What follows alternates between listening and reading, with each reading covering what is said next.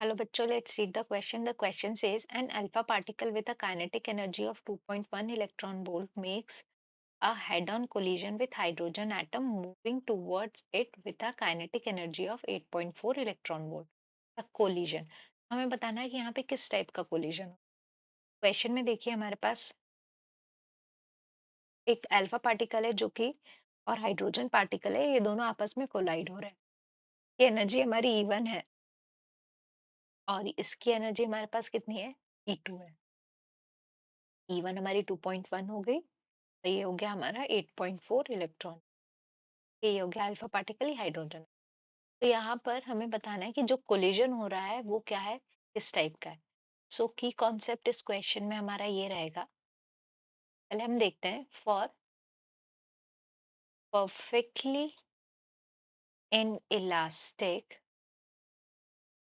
the energy of collision should be completely utilized। कहने का मतलब ये है कि जो हमारी एनर्जी यहाँ पर कोलिजन में के कारण हो रही है वो हमारा पूरा एब्जॉर्ब हो जाना चाहिए एक हाइड्रोजन एटम के एक ग्राउंड स्टेट से एक्साइटेड स्टेट पे पहुंचने के लिए। ठीक है, यानी हमारा ये हो गया ग्राउंड स्टेट -13.6 और ये हो गया -3.4।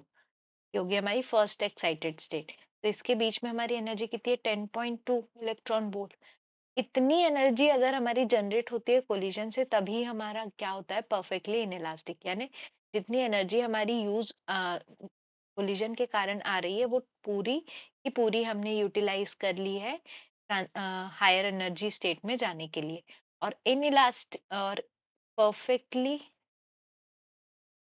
परफेक्टली इलास्टिक कोलिजन हमारा, परफेक्टली इलास्टिक कोलिजन में ये होता है कि नो एनर्जी इज लॉस्ट। मतलब कि एनर्जी का लॉस नहीं होता है इलास्टिक कोलिजन में। अब देखिए यहाँ पर जो टोटल कोलिजन एनर्जी एनर्जी थी वो कितनी आ रही है, E1 प्लस E2, यानी कि 2.1 प्लस 8.4, ये कितना हो रहा है हमारा 10.5 इलेक्ट्रॉन वोल्ट। बट अब हमारे को अगर परफेक्टली इनइलास्टिक कोलिजन चाहिए था तो हमको एनर्जी रिक्वायरमेंट कितनी थी, 10.2 electron volt. This is greater 10.2 electron volt, यानी कि हमारा ये परफेक्टली इनइलास्टिक कोलिजन है ही नहीं। ठीक है, और अगर ये यहाँ पर हमारे को एनर्जी लॉस भी हो रहा है क्योंकि हमारे को चाहिए तो 10.2 ही था, लेकिन हमारे पास एनर्जी कितनी है, 10.5 इलेक्ट्रॉन वोल्ट, यानी 0.3 इलेक्ट्रॉन वोल्ट एनर्जी का क्या हो रहा है यहाँ पर, लॉस हो रहा है। सो ये परफेक्टली इलास्टिक भी नहीं होगा, इनइलास्टिक भी नहीं होगा। तो the correct answer is option C, it may be inelastic। So answer is option C. Perfectly नहीं होगा, ये परफेक्टली जो है मेन उस पे हमको फोकस करना। तो answer is option C. I hope you understood the question well. Best of luck.